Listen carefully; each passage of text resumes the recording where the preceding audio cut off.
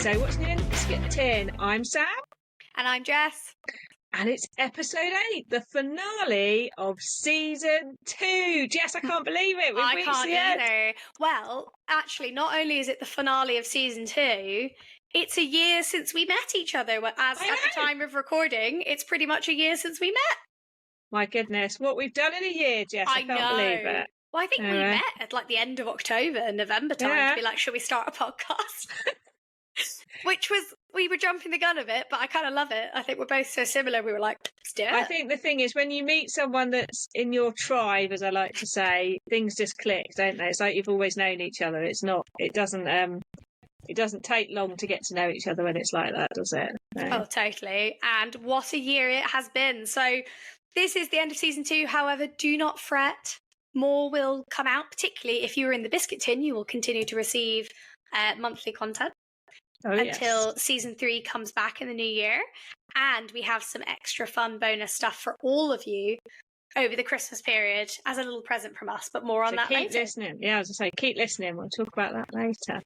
So last season, our episode 8, we didn't really know what we was going to do. No, we did not. And actually everybody loved it. And we realised that it's quite a small amount of sewing content in there, but actually it worked really well. And so we thought we'd do a similar style, but we know in our usual manner we'll go off on some weird tangent and back round again. Words will be said. Yes. We can't guarantee what or in what order, but we will have a great time and we hope you guys do too. Yeah. And we've already started thinking about season 3, which is really good. So shall we start with, what have you been reading, Jess? What have I been reading? So I have been reading a mix of things. None of it sewing related. Sorry, guys. So I am writing my methodology chapter at the moment. So I am splitting my reading time between lovely David Baldacci relaxing thrillers and really intense methodological literature to try and figure out my philosophical positionality in my research. So it's very much one end or the other. So you've got your palate cleanser in between the intense things, then? I do. Do you know what? I'm probably reading the methodology stuff like maybe 3 days out of 7, but it takes up so much brain. It takes like 2 days until I'm ready to read anything else. So definitely I handed in, by the time this goes out, I will have just handed in my methodology chapter actually. So at least the first version of it, because nothing is ever done in a PhD ever. But I will hopefully be starting data collection very soon, so I'll be into the practical stuff, which will be fun. Oh, what about you? What are you reading? You're always reading something fun. I am always reading, but I think since we last spoke, I've come to realise that if I ever had a second podcast, I know what it would now be called. Oh. It would be called the Unfinished Book Club. I almost read this. Yes. I started this. I never finished it. My family have begun to realise what a chronic non-finisher I am of books. So my stepdaughter's at a point where she's reading a lot of books that I read around her age. So she's just done Pride and Prejudice, which I never finished. She keeps nagging me about an amazing book called The Toll, which is the second book in a series called Scythe. Brilliant books. It's about like an alternative sort of near future, and it's very, very well done. Highly recommend them if you like sort of dystopian, that sort of thing. And have I finished the second one? No. I'm sorry, I can't believe you didn't finish Pride and Prejudice. Where did you get to? I can't remember. I was a teenager when I started it and they were finished. And every now and again, someone will bring up a book and I'll go, I think I started that. And it's just becoming like now to the point where they were like, yeah, you need a second podcast called The Unfinished Book Club. Do you do audiobooks? I do. Only non-fiction when I'm driving. Right. Well, I know you said only non-fiction, but I know you're also a radio listener. Yeah. And we're both 4 extra people or, that sort of thing. Because it deeply upsets me that you haven't finished Pride and Prejudice, I'm shook to my core. Might I recommend on Audible, there is an omnibus of all of the Jane Austen radio dramatizations. Oh, is there? They're all great.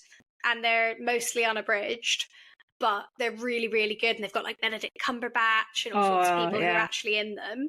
But thoroughly recommend, because Pride and Prejudice is one of the funniest books in it. I love the way she uses language. But when I was a teenager, I just couldn't. I was like, yeah, okay, fine, whatever. Well, and then as an adult, I'm like, this is hysterical. Oh my God. You'll love this. My stepdaughter, every word she came across that she didn't know, she made a list and then looks them up. And on a car journey, I got quizzed on those words. You'll be pleased to know I knew the meaning of 60% of them. That's pretty good. I managed to impress a teenager, which was quite good. Yeah, that's actually the real win here. It's not about the word.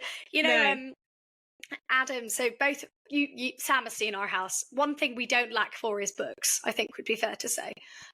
We have, I want to say at the last count, 7, possibly 8 bookshelves around the house, and they're all done by genre and everything, and we love them.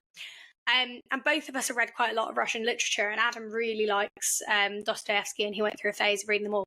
But because of the time they were written in and the translation, it's a very good translation, but it's a similar type of English to like a Regency English. So he used to sit and read them with a dictionary, and he'd have both, and he'd literally read, stop, look, stop, read, and he'd just be going through it. And I was like, that would drive me insane. Yeah, me too. Do you not just contextualize and figure it out? And he's like, no, but I want to check. And I was like, I mean, props to you.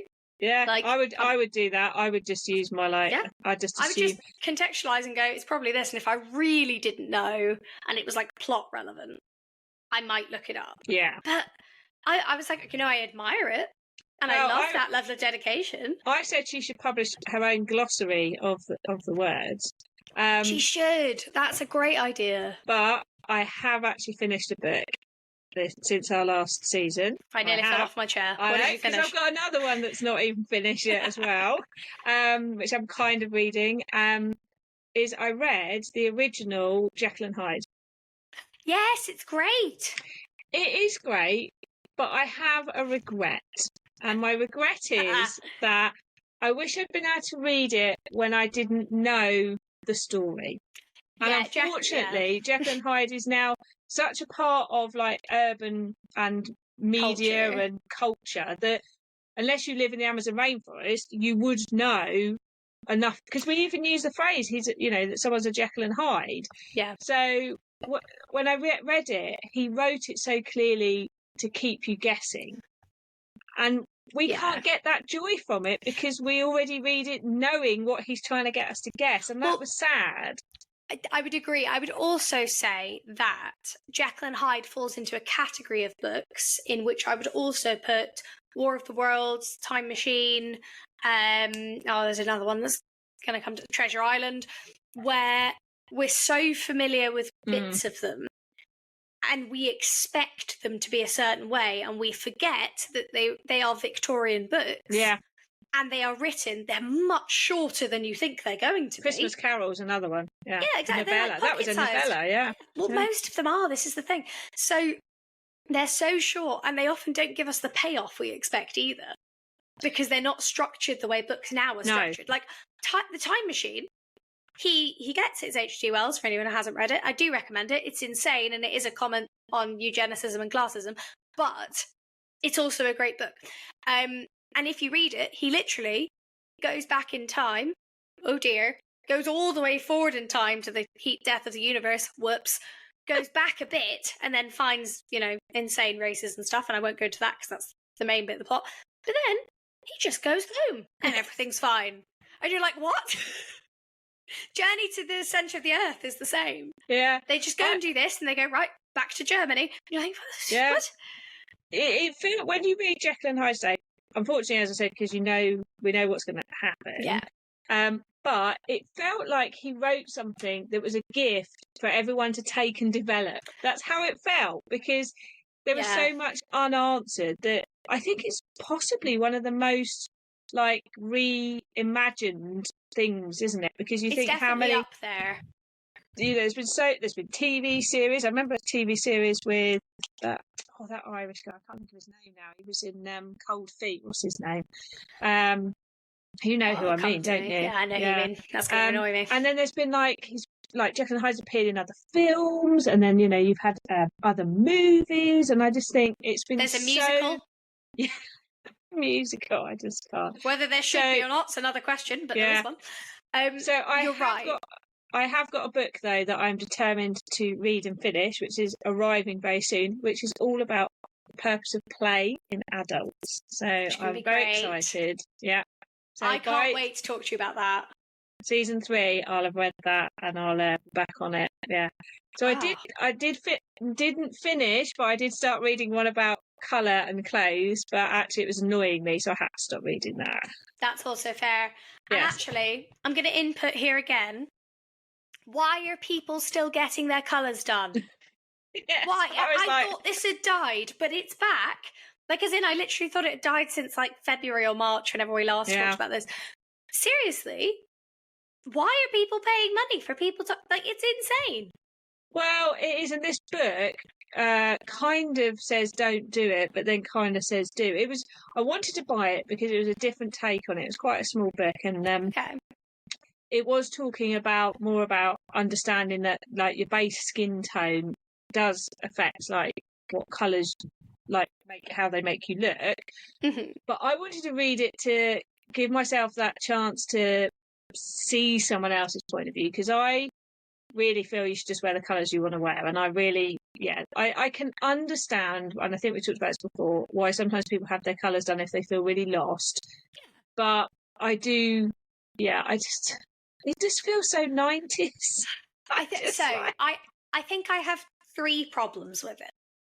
If I could boil it down, I think I have like 17 other small problems, but I think I have 3 core like proposition problems with this. Firstly, it feels like snake oil. It feels like I am paying a person to come and go, you suit lilac, when I might not. And I don't know, it's in their vested interest to make sure I suit something, and probably something I don't know. It's hundreds of pounds for people to hold fabric against your face. I could go into a fabric shop and do this myself. Like, I think part of what I struggle with. I can see a few listeners turning off right now. Okay. But do you know what, Jess? People come to us because we're honest, so keep going. They do. I'm going to give you my third one, and actually, I think this is hopefully, if you're still with us. Yeah. I think there is more to be gained from going, if you're going to spend the money, go and get a personal shopper at John Lewis. Or go and get a personal shopper in Selfridges, or whatever it is, or just go to a shop with a very patient friend and try on everything, because it is not just about colour. It is about silhouette and garment type and how you feel, because colour is important, but also, is it a jacket? Is it a dress? Is it in trouser form? Does it go with other stuff? How can you style it? Sometimes I feel like getting your colours done is like oh good, I can wear those colours. But in what way and how? And like, I don't think there's actually that many helpful steps. I think you're much better off trying on stuff you'd never normally wear. Yeah, I think I agree with you that people can understandably feel lost in what to wear. Hence why I love the book Big Dress Energy. Yes, which is a great book. I would say spend your money on that book instead. A lot cheaper. And if we feel lost, colour is only one part of that. And I completely understand that someone might want to wear more colour and they don't know where to start. I don't know if being told these 20 colours are your colours is the answer to helping you wear more colour. Yeah. I think I agree with you that actually it comes from going in a shop and trying loads of stuff on, or because if you sew it and then you don't love it, you feel you've wasted a lot. And we've talked about that on other episodes. But if you go in a shop and go with a friend and take as many items as you could get in an M&S changing room, things you wouldn't normally wear, and see how they look and get your friend to take pictures of you in them or whatever. But I think that my mini episode that's come out before this that our subscribers can hear is me talking about something that somebody said to me, which was, that doesn't do anything for you, when they saw me in a pair of trousers. And my response was, but they haven't asked me how I feel in these trousers or how I feel about these trousers. So how do they know that they don't do anything for me? Also, unless they start doing the dishes, it doesn't matter what they do for you. Like, they're trousers. I'm sorry. Like, I totally agree. I also think the other thing colours don't show you is the amount of a colour you can wear. Because I would argue getting your colours done is great. If you want to wear a block red dress, phenomenal. If you want to wear a red and white stripy cardigan with a bright blue dress, your colours aren't going to tell you if that will work on you. Size of print, type of print, mix of colours, what colours go together on you. There are outfits you wear that the individual colours would suit me and wouldn't on their own. But also, I still think that it's too much focused on that external gaze of approval of what lights up your face, or whatever the phrase is that's used, rather than, does this make you smile? Do you feel happy? Now, some people might be sat out there shouting at us on the podcast whilst on the tube or in the car going, no, but it's helped me. And that's fine. And we're great about that. But I just worry that some people think it's going to fix something that it isn't going to. It also feels fundamentally exploitative to charge that much money for it. I'm sorry, it does. And, and we're not disputing those people haven't spent time and money training and learning. We're not disputing that. But I just think... I'm not disputing it. I'm questioning it. I'm not disputing it. I just think it's a shame it's not just a bit bigger and a bit more open to, like, helping someone explore their wardrobe or how to get colour into their wardrobe. Do you know what I would pay for? I would pay for someone to come over, go through my wardrobe, or like do my colours and then go through my wardrobe with me and go, how do you feel in these garments? Why don't you wear this more? You could style this with this because it's part of your colours. Maybe you could try that. Like, I think part of the problem for me is it doesn't feel actionable. Just wear more red. Yes, that's the word. Yes, that's the word. It's not actionable other than to fabric shop. And that doesn't help you with what to wear. There are people doing that. There's a lovely lady called Girl with Bells and Whistles. She's just given up teaching, and she was doing it part-time and is doing exactly that. She'll come to your house and help you with your wardrobe. That I sounds think, great. Yes, I think, because actually, being... we're going to talk more in season 3 about sustainability, but actually the most sustainable thing to do is wear what you've got. And it might be as simple as popping a roll neck underneath and suddenly it works better for you. Yeah, or combining it with a star, dyeing it. I agree. So I think, well, now we've upset and lost about 50% of our listeners. Okay. Before we say we have, I really want to know. Please send us in emails. What are we? So what's new? Or sonewbiscuit at Gmail. sonewbiscuit at Gmail. We'll put it in the link for the episode on all platforms. We would love genuinely to hear from you. Have you had your colours done? Was it a waste of money? Did you think it was actually great? Are there different ways of doing it? We do want to hear from you. And I promise not to be really mean about a thing you like. I happen to think it's nonsense, but that's not to say that there aren't benefits from it for individuals. It's something I know wouldn't benefit me, and I can what? We won't be offended if people come back to us and say, actually, it's done this for me or that for me. On that subject, though, of us tell it like it is, somebody described me on Instagram today. I think you're going to enjoy this description. Are you ready? I'm always ready. So I did... this is like weirdly out of time sync because today, when we're recording this, live went my YouTube vlog for the Finish That Whip challenge. Yes. So somebody put up... Work in progress, by the way, if you haven't come across the acronym WIP, it's work in progress. Or some people call it UFOs. So anyway, I think if YouTube pick up on me saying whip a lot of times, a bit worried what they might recommend for me. But that's why I jumped into that. So somebody, the lady running it, One Lisa Show, she put a post up to say, look, my episode's up today, and she wrote, check out Sequin Girly Creates, our featured vlogger today. If you haven't met Sam, she's brutally honest and feels like an instant friend who will tell you it like it is. Oh, that's nice. And it's nice. I'll take it. Yes. I'll tell you, and I did message and go, oh, I hope I'm not too brutal. And she said, no, she meant it in the nicest way. And my other half went, she's clearly not met me. I was going to say, I think there are times in which I make you look positively discreet. I don't think you're brutal at all. I think she means more like I tell it direct. Like it is. Yes, you're definitely direct. Both of us are. We don't believe in. I just caught that in time. We don't believe in messing about. I formed the first letter there. I'm getting so much better, guys. We don't believe in messing about. But I wouldn't say either of us are unkind. Did I do a vlog last week where I outright said that £18 for a cardigan is ludicrous? Yes. Yes, for a pattern, by the way. For a pattern, not for a new one. That is steep, yeah. Well, I know I can say it, actually, because I've done a whole video on it. Tilly and the Buttons Pearl. Wow. It's £18.50 for a paper pattern. Yeah.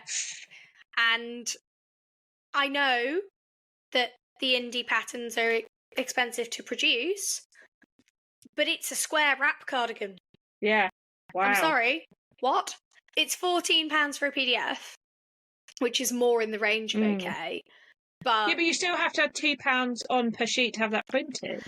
Well, yeah, I actually did some maths in the video where I said, look, if you have a paper copy like me, it's £18.50 for the paper copy. Then you're buying 2 to 3 meters of jersey, depending on your size. And so most people will trace that as well. So you're buying tracing paper. Yeah. So you're looking at actually about 50 quid for a cardigan, which to me, given how simple the construction is, I don't know where my £18.50 is going. Well, and that's why I don't feel bad when I sew a pattern 6 times. Yeah, well, exactly. Like exactly that. Yeah. It was interesting though. Actually, can I bring this up? And then you can tell and me then to we'll get go back back. on Yes. You could feel it, couldn't you? I was like, I feel like I need to say this, and feel free to say we should put this in another episode as well and talk about it more, because I do think we should. Where do you stand on pages and pages of pattern layouts in an instruction booklet?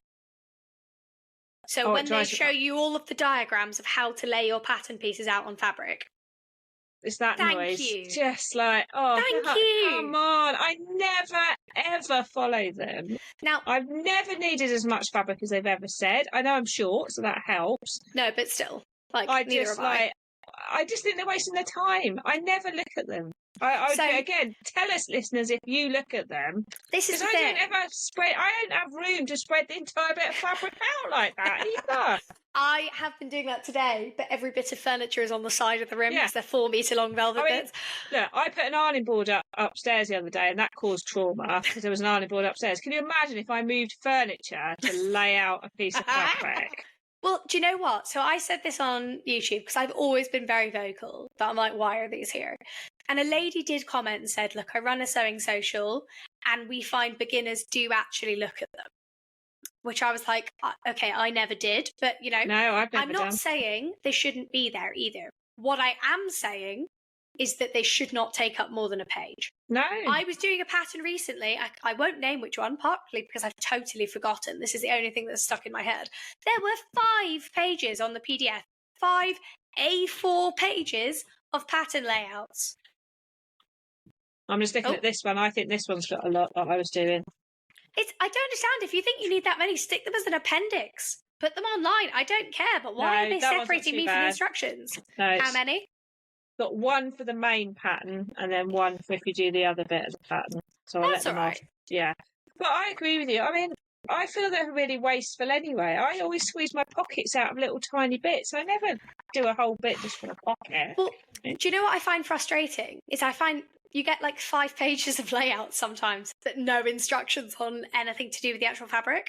Yeah. Like, I would much rather be told, these fabrics work, or this is how to do this, or this is how it's meant to fit. That's what I want every pattern to have written in it. It should fit tight through the bust, tight through the waist, and loose through the hips, or whatever it is. I want them to describe the fit that they imagined when they made it. Absolutely, because otherwise you end up going, oh God, is this right? Whereas if I could read that, it would be fine. Yeah, now, like the other trousers, are they capri? Are they what? Should they be loose? What were you imagining here? Well, exactly, but then you end up with just this endless onslaught of tiny diagrams that all look the same. And I'm like, why is this here? So I'm glad. I thought you'd feel the same as me, but I did want to raise this. The other thing is, and I'm just going to put it out there, Sewing the Tilly and the Buttons Pearl, it's in my review of it. Would you like to guess where the fabric requirements are for that pattern on the paper version? At the end of the booklet? No. Where are they? They're not in the fucking booklet. They're only on the pattern envelope. Nowhere in that instruction booklet is there fabric allowances or fabric amounts anywhere. I never look at those anyway, but I I was making it for someone else. Pattern. Oh, well, that's different then. Yeah. And I was doing a review. So obviously I checked it on the back of the envelope. But literally, go and watch the review that I'm not just shamelessly plugging, because you will see me live going, what? Where are they? And literally manually searching a booklet, and they're not there. They're only in the instruction booklet. Can I just say, could every pattern company near the beginning of their instruction book say what height their pattern is drafted for? So it's just like, oh. So Ali Olsen, a little plug for them. There's one behind me. If this ends up as a video clip, one of the Ali Olsen raps is behind me. Something they have done, which I think is brilliant. Not only do they say this is drafted for someone who's 5'6", they give you examples if you need to add height, how to do it. So the one behind me has been adjusted for someone who is 5'10". Wow.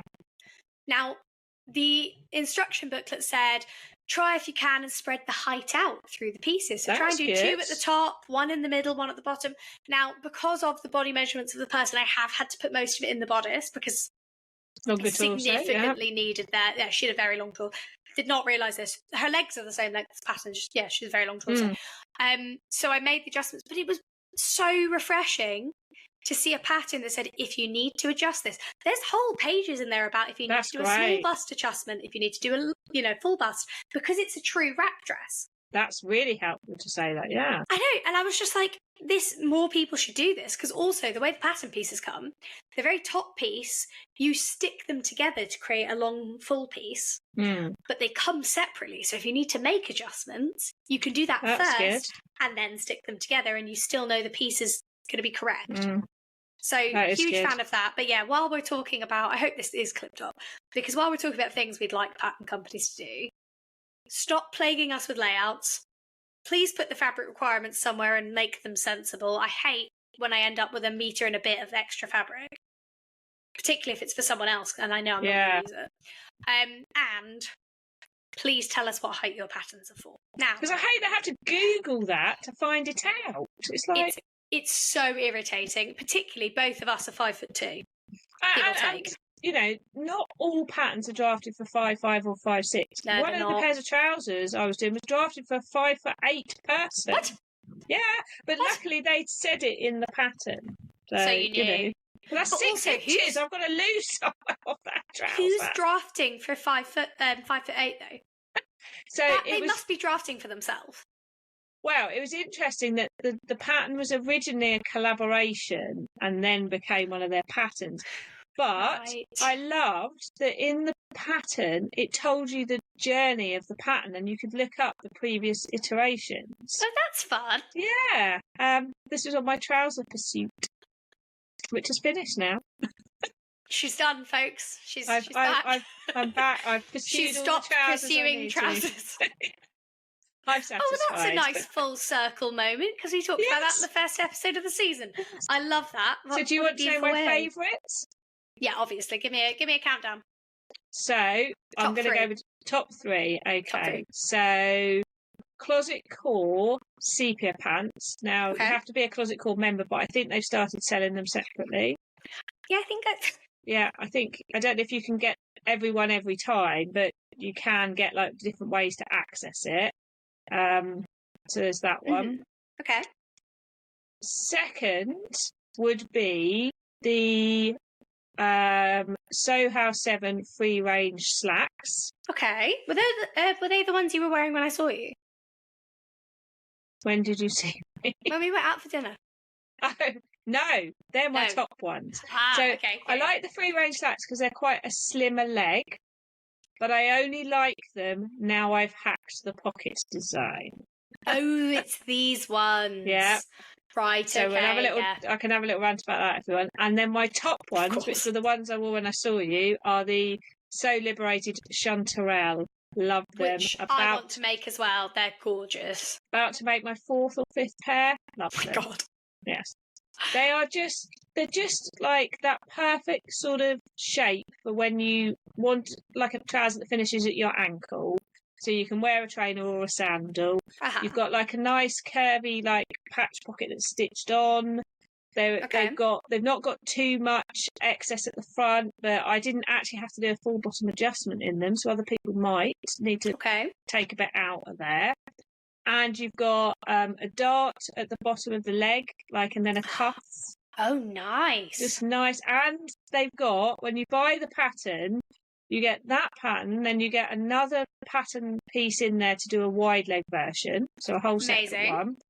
And a whole separate pattern to do the shorts. And I did make the shorts, but the shorts were too short for me. So I then used the trouser one and made the shorts, and that was better for me. But that's 3 patterns you get for buying one pattern. How much is it? I can't. Do you remember? Can't.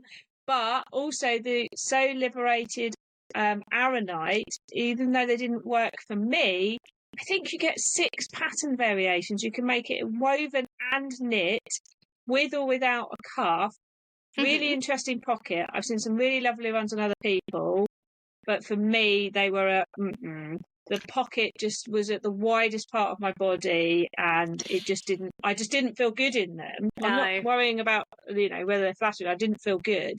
Which is all that matters. Yeah. If anyone hasn't seen my full trouser review, there includes a picture of me putting them on and having a very sad face in there. Yeah, that's fair. Now, the chanterelle pants, I'm just saying, are $16.95. So that would be what, 12, 13 quid? Yeah, something like that. Yeah, and I got them when they had 30% off. Yes, you did. Yeah. So those ones. There's the Sew House 7. Oh, tell us what was wrong with the pockets on that one, because it's funny. Right. So I am a bit of a pocket person now, particularly having made this many pairs of trousers. So I've made the Soiree pants, the Sapphire, the Emerson, the list goes on. So you've got patch pockets, which I really like a nice curvy patch pocket on the front. Love that. Okay. And then a lot of them have the diagonal slash type pocket, where you've got it with the pocket bag and the facing. Yes. Yeah. So there's 2 ways that you can do those. As separate pieces, so you've got the pocket bag, the pocket facing, and then the bit pokes out that you can see, or like the Emerson and the Arthur pants, that's one piece that you do a fold with, which was quite interesting. So got to the Soho House 7 free range slacks and had this really teeny tiny facing to cut out to go on the on the trouser, on the slack bit. Okay. And I was like, that's a bit small. And I was like, okay, so I've got a facing for a pocket. Interesting. So then you get this very large sort of rectangle piece with a bit of curvature to it. Yeah. That you stitch onto the trouser, leaving just the hole for where you put your hand in. So it's a visible stitch on the front of the trouser piece. Oh, no. Yes. What? So when you put your hand in the pocket, the front of the pocket is the trouser and the back is this big rectangular piece. So like a slash pocket, you can see a bit of it. But I did not like that little flibbity-gibbet bit of facing. I was like, what? Also because the front of the pocket is the trouser, I just don't think it's strong enough. I can put a phone in your pocket. No. I was not a fan. So no, that sounds awful. I mean, I'm sure it's a lovely pattern, but and it suits people, pattern. And But in terms of pockets, if you're doing pockets that are then structural, I prefer them to be constructed the same way as the Closet Called Pietra's or the Maison Fauve Hussard jeans, where it is part of the pocket. The pocket is part of the front. It's amazing, that fold. I did the Pietra's as well, yeah. I you know me, I love it. I've made 2 pairs of the shorts and 2 pairs of the trousers. And I love it. Particularly the shorts work really, really well for me. And I've made a denim pair of the wide legs and I love them.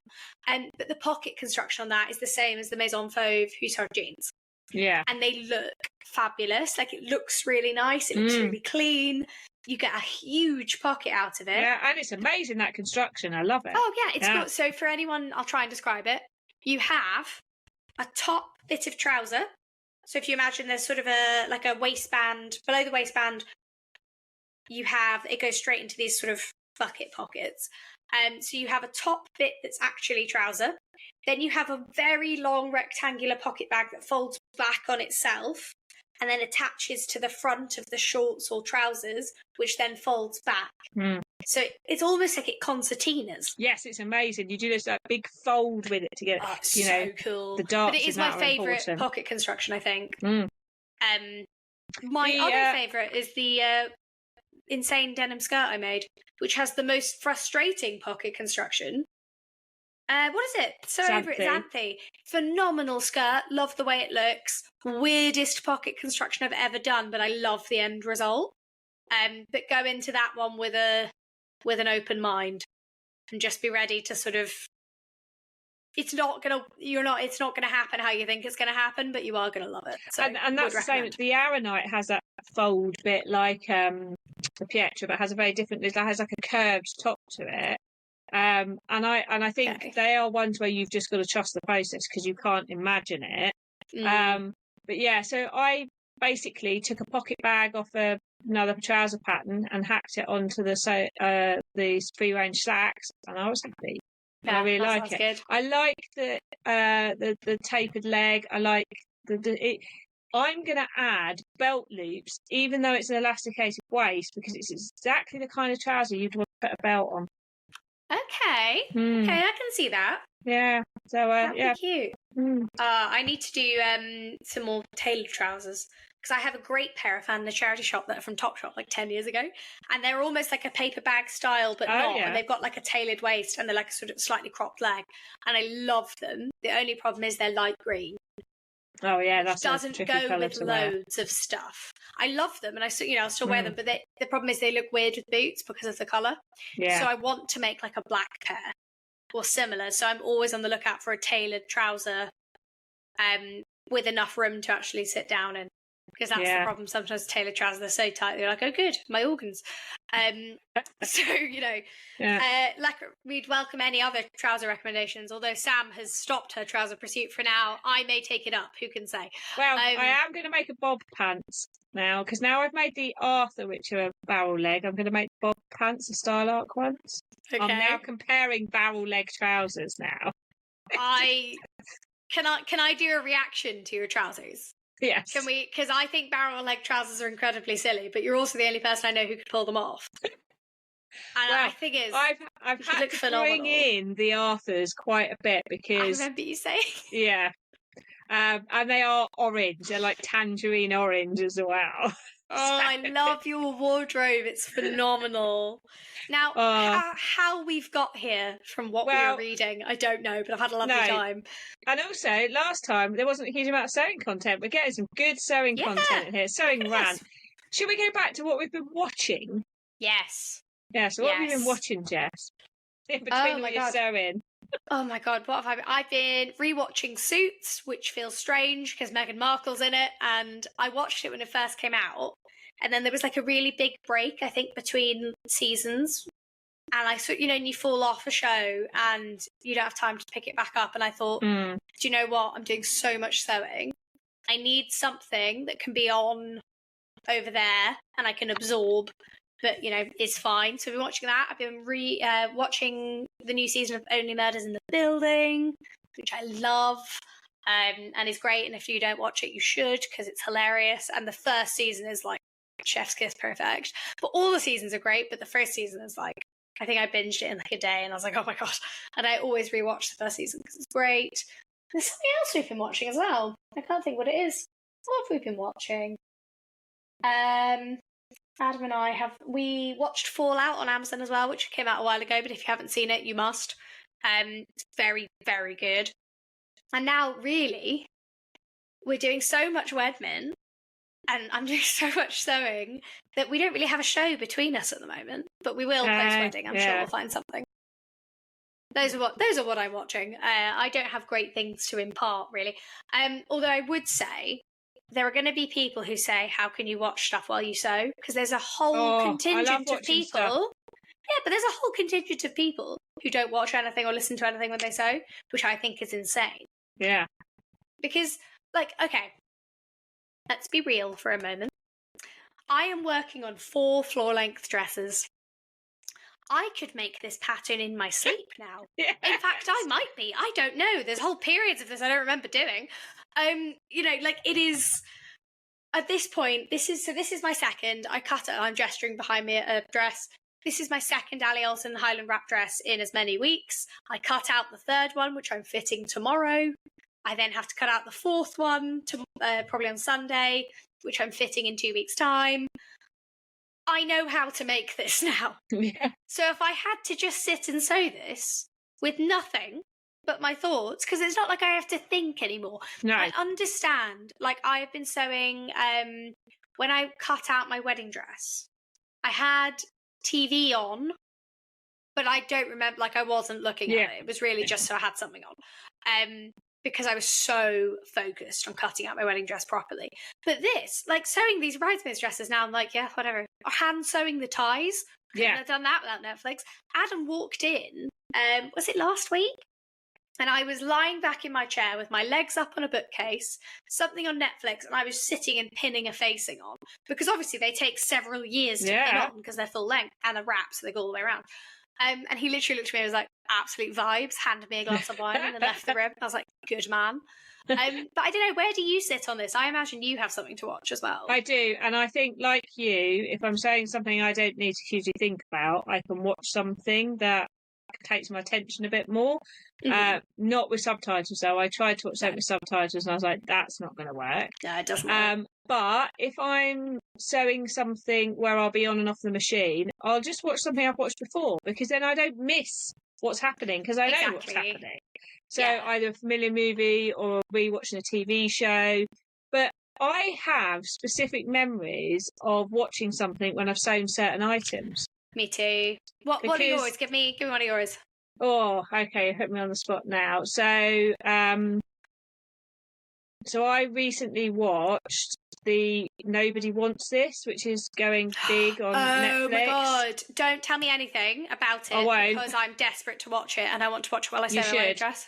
You should watch it. I'm gonna love it, I bet. So I can now picture my current sewing project, which I'm not going to say. Oh, I can say actually, because it'll be out by time. My holiday wardrobe. Ooh.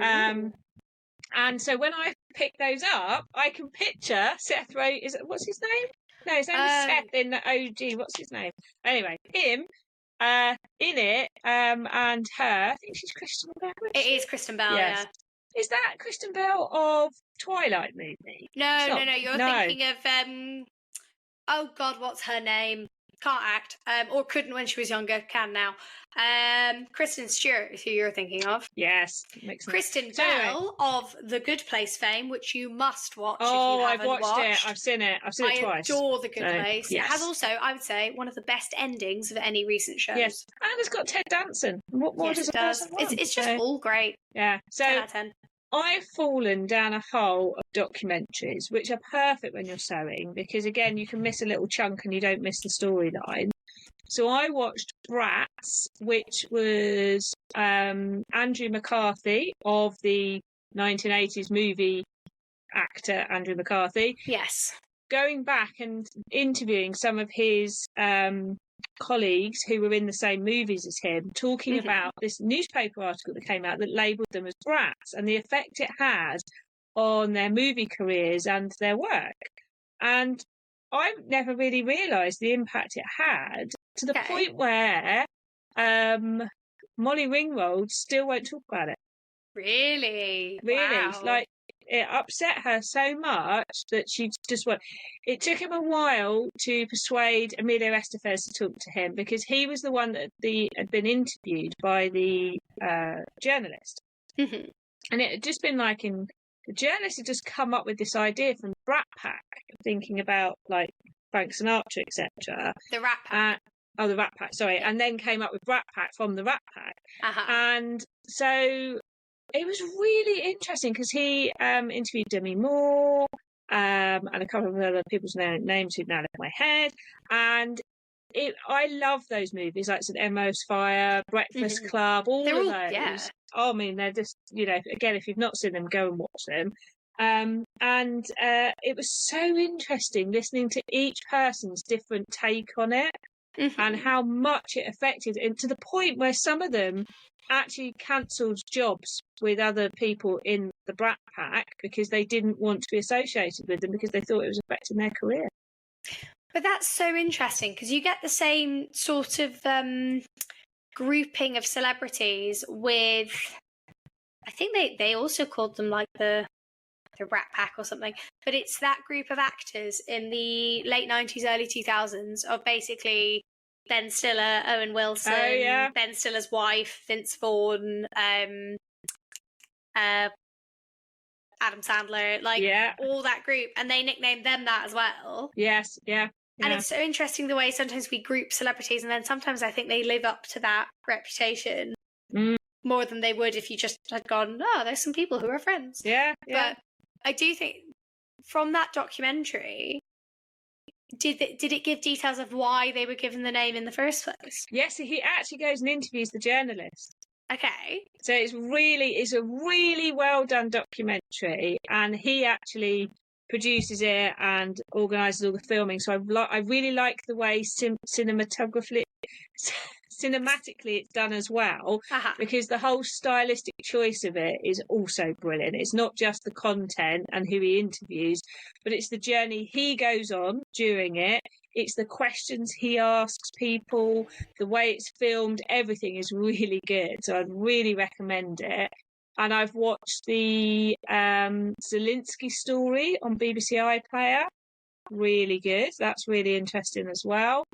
And I watched a film about Clarice Cliff, the Potter. Oh, cool. My grandparents like Clarice Cliff. Well, my grandma. I mean, again, I had no idea about her background or anything, and it was a really interesting journey. Obviously, I know these are biopics, they're not full on, but it's quite interesting to see, where people are coming from. I mean, she came from a completely impoverished working class home and basically having her creativity squashed because it just wasn't what people in that class did, and constantly rebelling. And when you look at how she, the amazing work she produced, but it's really interesting film. I found that, I think, on iPlayer. On ITVX actually. I found that, and then I've watched a TV series called Joan, which is about a true life story of a jewel thief.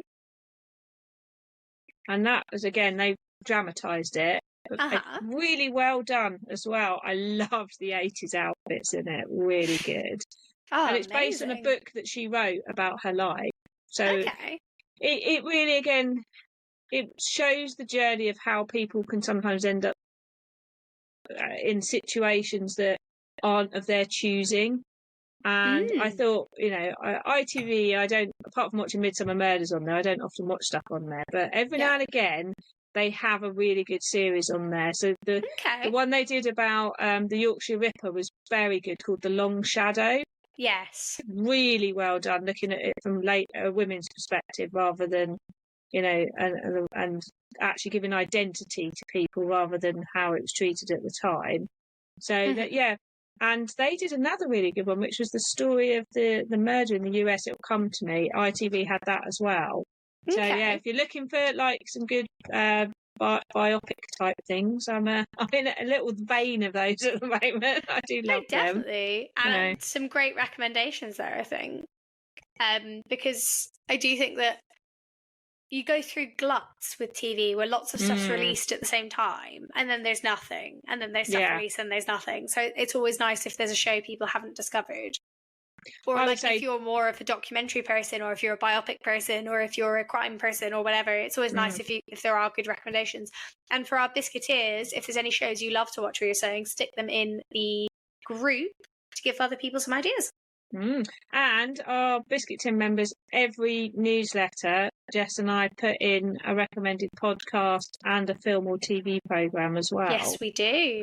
Which probably brings us on to our next category. What are you listening to at the moment? Wow. Apart from this podcast, obviously. I have fallen in love with the Rob Brydon podcast. It's called Brydon and. I found it a really difficult listen.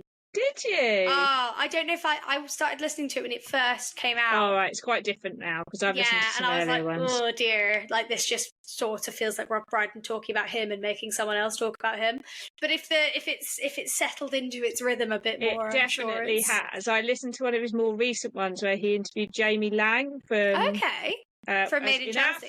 well, in our family we call him Biscuit Boy, but you know. Yeah, well, of course, he's Yes. he's heir to It is many heir. biscuits. Yeah. It was really, because obviously they're two completely separate generations, but listening to Jamie Lang's story of somebody who people think has everything he has through privilege, but actually listening to his dream to be on Radio 1 and how tenacious he had to be to get on Radio 1 was really interesting, because they were turning him away saying, "You're too posh, our listeners won't relate to you." I mean, yeah, I think he did a lot to... The problem is he came to fame, though, in such a very specific way through Made in Chelsea. Yeah, and he talks about his decision to do that, and his obviously he owns Candy Kittens, which has become huge as you know, as sweets go. And he's on his second podcast. He talked about why they changed it as well. Okay. I can't remember what it's called now. It's a really lovely name, his new one. And Rob Brydon was doing the opposite of what you just said. He kept telling Jamie off for asking him questions and kept saying, no, this is about you. But the banter between them was really... Rob Brydon was very self-effacing, which I really liked. Good. And I listened to another one where he interviewed Richard Ayoade. Oh, that was brilliant. Oh, I love Richard Ayoade so much. Really, really good. And I went back to an older one and listened to his one with Bob Mortimer. Oh, I love Bob Mortimer. I love Bob Mortimer. Bob Mortimer's the kind of person who could tell you anything. You could tell you that he sort of learned to tap dance from giraffes, or, you know, like, and you'd just be like, of course you did, yes. Yeah, like, I would never stop thinking of him seeing a tiny horse, which is a story he told on Would I Lie to You? Oh my God, the now, tiny horse story. If anyone needs a giggle, if anyone needs a moment of just pure and unalloyed joy, maybe you're having a terrible day, you're on the train home, whatever, get on your phone, YouTube, Bob Mortimer on Would I Lie to You? Oh, and you will have a lovely time. And it's great. In our house, you can hear laughter through the whole house if he's on Would I Lie to You and family members are watching it. We love it. This is the thing. He's so funny and he's so clever and he's just so nice. And I love it because there's one of them where David Mitchell has like a breakdown because he's like, if anyone else said this, I would be like, it's obviously a lie. But with Bob, you just don't know. Yeah, and I love it because he's clearly like losing his mind, and like I think I saw it so I listened to this is a good segue actually. I listened to the Rest is Entertainment podcast with Richard Osman and Marina Hyde, and they talk about obviously stuff in entertainment, and I love the Thursday show because they do like a question and answers, so you can write in with any of your random TV, film, media, journalism, any question you've ever thought of. And they'll actually, like, if they don't know the answer, they'll research it and they'll talk about it. But I love it when they talk about how they create panel guests.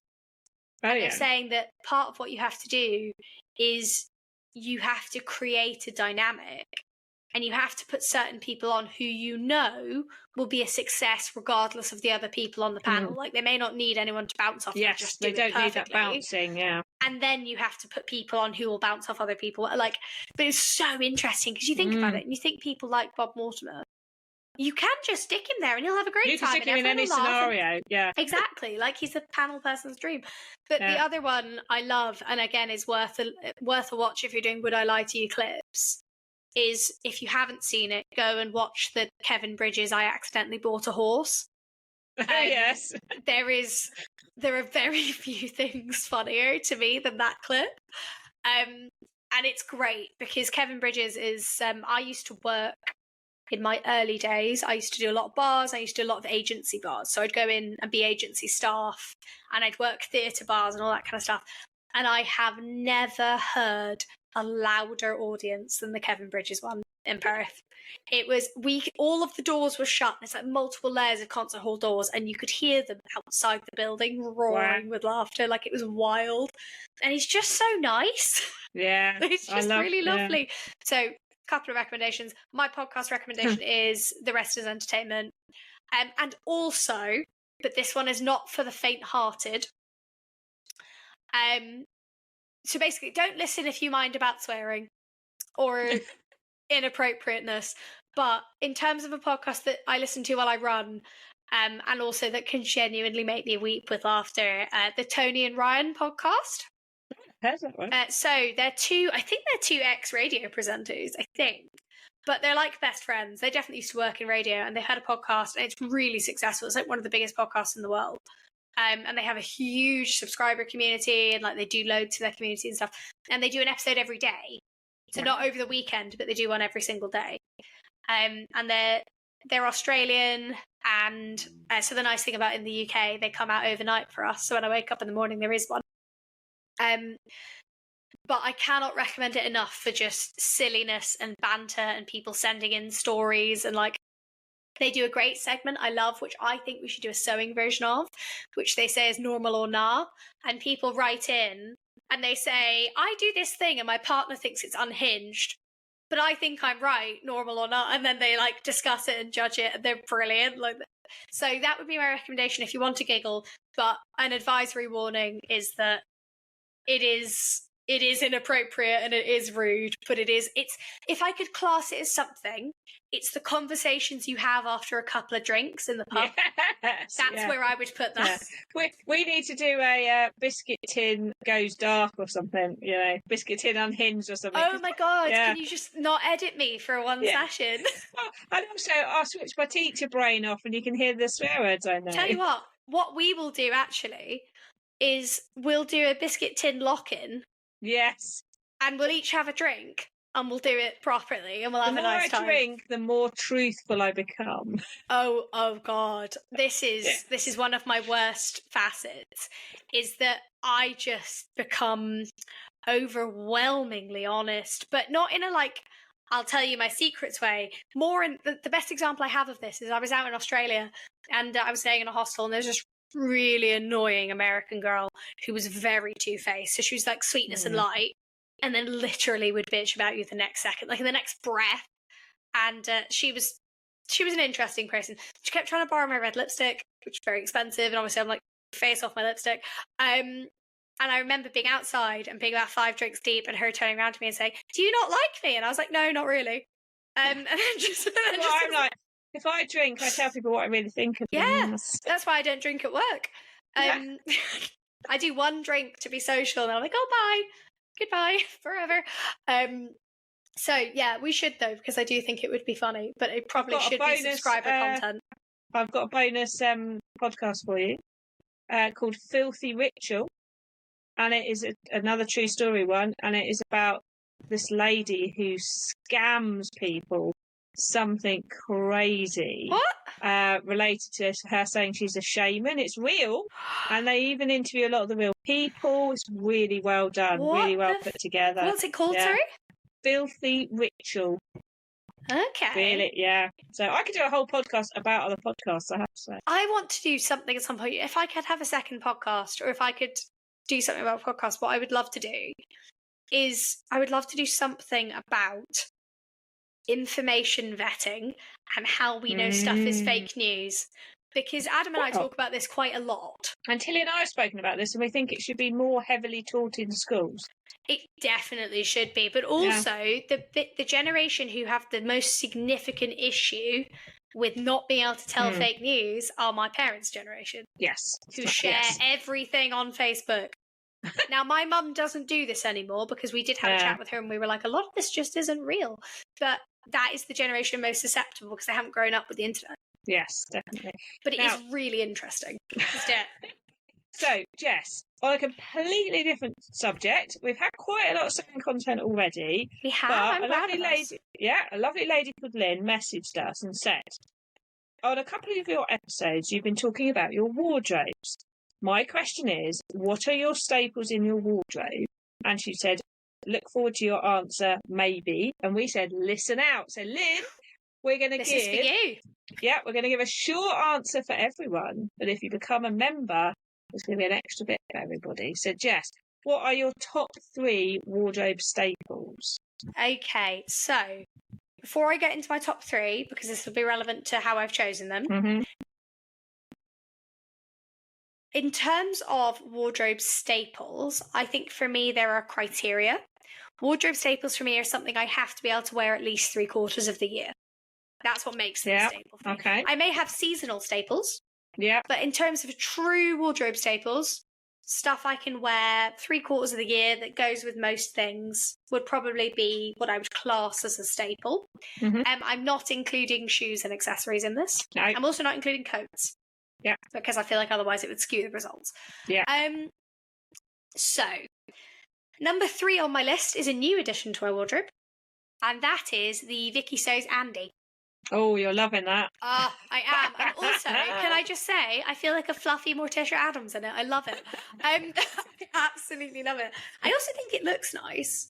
And it looks really smart. It does. Actually. You look really good in it. And I'm so happy you're sewing with a form of knit. I am. And I was asked to do it by Higgs and Higgs. They were like, would you sew something and review the website? And I was like, absolutely, I'd love to, because I always go to them at all of the shows anyway, because they've got such pretty stands. But I saw it and I thought of you, and I thought of the fact that Andy is on my Make 9. Well, it was, because we were going to do it for Cozy last year, wasn't we? No, for earlier. We were going to do it in like March, February time this year. Yes, it was earlier this year, wasn't it? Yeah. So I have now done my bit of it. So that's probably a wardrobe staple for me. I think a couple of things that make it a staple are that it's black. So I wore it in like September when it was like 23 degrees with sandals and like a cute little headband. Because it's a true knit, I don't get sweaty in it. It's not super thick, actually. It's quite like breathable.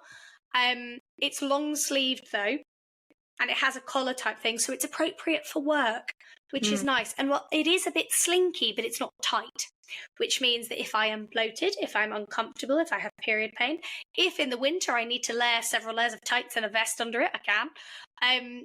It's a solid staple for me because it's so versatile. I would say wardrobe staple 2 on the list, counting down. I'm trying to decide. Do you want me to do mine? Let's do 1 and 1 that way. Yeah. Okay, tell me your number 3. Sweatshirt. So, both summer and winter, I swap my sweatshirts. So I've got summery ones and wintry ones, but definitely a sweatshirt, because just for any kind of non-work-based thing, a sweatshirt just works for me when it gets fresh, like in the summer when it's fresh evening, in the winter just constant day wear. I'd say my top pick would be the Myland. I love the Myland. It's so stylish. Yeah, love it. And that's a bang for your buck pattern as well. You get a good variety in that pattern. So. You do, and it's so much prettier. I feel like the Myland is it's one of my favourites as well. But I think part of the reason the Myland's so great is that it does look different to every other sweatshirt pattern. That's why I like it, yes, because you know what I'm like. I like something different. Right, go on then, totally. Number 2. Okay, number 2. I'm actually scrolling through my Instagram feed to see if I wear this as much as I think I do, and I do. Would have to be my chalk and notch fringe dress, specifically my spotty one. I wear that all year, and particularly the chalk and notch fringe for me it's a nice pattern. I like it. I find it very easy to make. I like the sort of weird dip 10. It's a little bit different, but it looks great with a belt and a colourful jumper in the winter, and tights and boots. And in the summer, it looks nice with sandals and on its own. It looks nice with a cardigan. It's a great dress. If I'm like, I don't know what to wear, I'll just fling it on. I'd also like to note that so far, both of my specific examples are both monochrome. And dresses, interestingly. Yeah, they are actually. Right. Although my number 1 isn't. So, right. Sam, you go. Number 2 for me is a pair of casual trousers. Love it. And I never thought I would be that person, because ready-to-wear trousers I could never fall in love with, because they didn't make them for my round bum. So, as I've said already in this episode, Chanterelle for the summer, and for the winter, the Walk Boldly by Pattern Emporium. Ooh, nice. Gotta have a nice throw-on pair of trousers in many lovely colours. Fantastic. Which leads to my number 1. And there's only one thing my number 1 can be, and that is an A-line miniskirt. I wear them constantly, and Sam knows this. I have 3 that I've made, actually. And the ones I've made, I wear all the time, because the problem I normally have with A-line minis in the shops is either the waist fits or the hips do, and they ride up really badly. So I have a pattern. It was based on something else originally, and I've now drafted it, and redrafted it and drafted it into my own. And it's the same one I make every time. It also takes me 15 minutes to make. Wow. Nice. Yeah, I'm a big fan. I have a black cord one, a black and white, boot clay Chanel style one, a black and white check boucle, which actually is like, I think Chanel deadstock. So I have those 3. I have a purple one from New Look that I've had for like 10 years. I want to say 9-10 years. I think I have another one as well, but I wear them all winter. If you see me out and about in the winter, and actually spring, autumn, even sometimes in the summer, I will be wearing an A-line mini, a pair of chunky boots, tights, and a big jumper. Like, Sam, you've known me for a year. How accurate is that? Yeah. Yeah, very true. I just love it because the thing is, an A-line mini cuts me off at the right place. It makes me look quite tall until I'm stood next to you, obviously. But from a distance, I look tall. So that has to be my number 1. What about you, Sam? So my number 1 is a long sleeve top. So my go-to preferential one is the Freya by putting in the buttons, because you can do it with the mock turtleneck, like roll neck, or you can just do it round neck. I know the Nico top by, I think it's True Bias, is it? The Nico top? Yes. That one's another very, very similar pattern. Just having that flexibility to create like a fitted long sleeve top that can go under things or be worn on its own. There is a really good free version, which is the Closet Core T, so you just don't have the neck, the option for the slightly raised neck on that one, but you can easily create one. And I find that it means that when it's cold, I can stick them under a dress or under like a tank, or if it's really cold, under like a shirt or something, if you just want to wear it and to keep you warm. But in the summer and the spring and the autumn, stick them on with my trousers, a skirt. They're just like, I have a whole drawer. Not all of them are Freyas. And when we cut to the subscriber bit in a minute, we'll talk about what I mean there. But they're just always just in lots of different colours, and I have different colour ones for the winter and autumn and summer and spring. And they're just always there when I need them, constantly throwing one on. So interestingly, 2 out of your 3 are stretch, and all 3 of mine are monochrome. All of them. And I think that says a lot about the ways we sew. Now, we hope that's answered your question. Yeah. For our lovely subscribers, there's now going to be a little bit of bonus content where we talk a little bit more about this. And if you're not a subscriber and you want to hear the bit that's coming, whop over to our Ko-fi account and you can subscribe, and then you can hear all the back catalogue as well. Yes, you don't just get the current things. So stay tuned, folks. And for non-subscribers, we'll be back in a second with something else exciting. Yeah. So, Jess, for the end of our final episode of this season, which feels so bizarre to say that. How has this happened? So for the final episode, I think we want to tell everybody about what's coming. So yes, we do. Where should we start? What is coming? So I'm going to say some stuff, and then I'm going to look at Sam, and I'm going to check if I'm allowed to say it. And then if not, you're not going to hear what follows this sentence, and it's going to sound a bit weird. Just edit her out. Exactly. So, first of all, we have some special subscriber content coming in November, which will then be released to the rest of you as an early Christmas present. And we are going to do a special bonus episode all about me sewing my wedding dress, because I get married next week, for those of you listening now. So we'll do a whole episode on that. If you have any questions, we would love to hear them. Yeah. We won't have recorded it by the time this comes out, because I won't have been married yet. So please send us your questions. After this episode, we'll put a question thread up on Instagram, and I will answer as much and as many as I can. Yep. So that's I'll coming kind of do one of those ones where I interview you for that one. Yes, we will. So send them in and I'll grill her for you. She will, and we'll put up some photos in the subscriber group of my dress and stuff like that as well. And then we'll release those wider. Then in December, we have a prize for everybody, which is something we have hinted at often, actually, over the last few episodes, but we've only really just decided to do it. Yes, we are going to do this for a while, haven't we? We have, and we thought, what better way than to get everyone involved and do it live. So, drum roll, please. We are going to be doing... I love it. I loved it so much. We are going to be doing a Christmas live-streamed quiz. Woo! With guests. With guests. So, who it is currently is under wraps, but It'll be a few rounds of a sewing-related Christmas quiz. It's going to be great fun. We're going to do it as a live stream on YouTube, and then we'll release it afterwards as an episode as well. But please come and join us. If you're lucky, we will create a little script so you can play along as well. We'd love to see people playing along live. And we're hoping to have guests with us for each round. So we will publicise it well in advance so you know when it is. If you don't follow us on Instagram, that's a good reason too, because we'll keep reminding on there.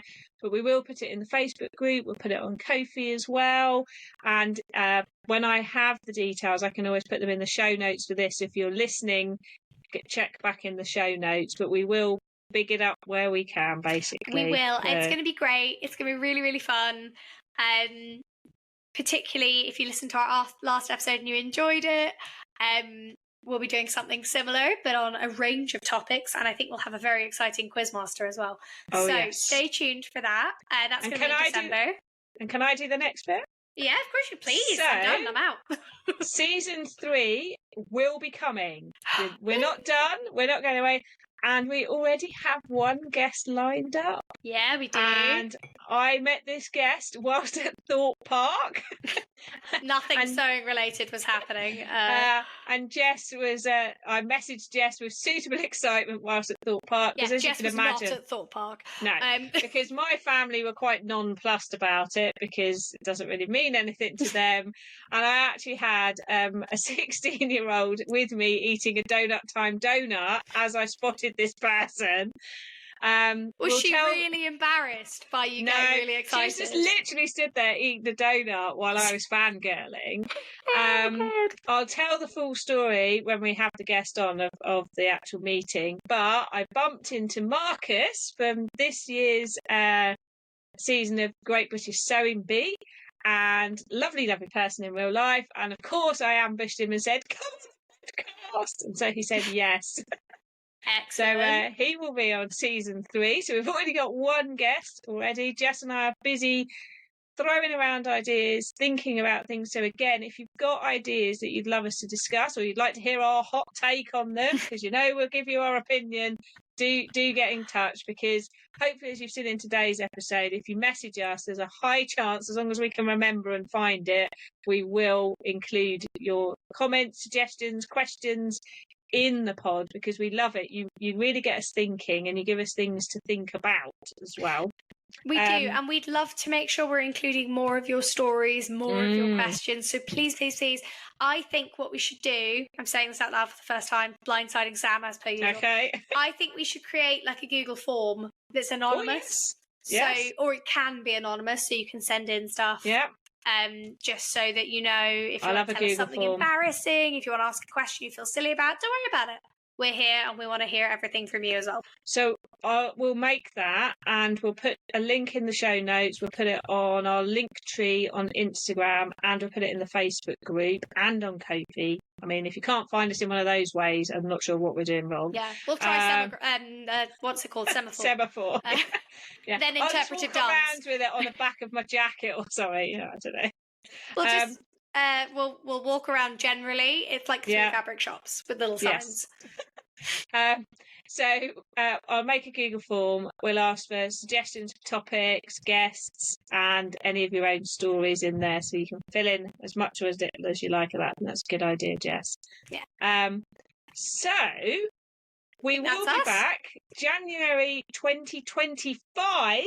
Will be season 3, unless something unexpected happens, and we know you'll all be patient with us, like we had a little blip in the middle of this season, but that's our aim, isn't it, Jess, to be back for January 2025 with season 3. It's a birthday present to me and to you. Oh yes, we're both we'll Januaries. kick off. Maybe we'll do a birthday episode kick off, and you can help us celebrate. But there will be bits and pieces of content coming your way. We won't leave you totally without us. Although you probably need a break from me ranting about how much I hate people having their colours done. But we will give you some bonus content. We want to keep hearing from you, though. We'll try and keep posting on Instagram as well while we're off. And we hope you love this episode. Do give us some love. Do follow. Do share us with a friend. It does make such a big difference. It really does. Because it's the only way people can really get to know about us is if you say to someone, hey, have you heard this brilliant podcast? And remember, the other way you can support us is by joining the Biscuit Tin. You can adjust the amount for that on Ko-fi. You can do a one-off donation if you just want to support us. It really helps us with equipment and recording fees and all that kind of stuff. But also we have the Biscuit Tin, which is a membership, and you pay that monthly and you get a newsletter with loads of discounts and information and just a bit of chat from me and Sam. You get a bonus episode and you get a nice little subscriber community that we're working on building as well. So join us over there if you can. And woohoo to end of season 2. Thank you guys so much for listening. We've had a great time. And we will eat biscuits and plan season 3 very soon. Yes, we will. Stay tuned. Thank you guys.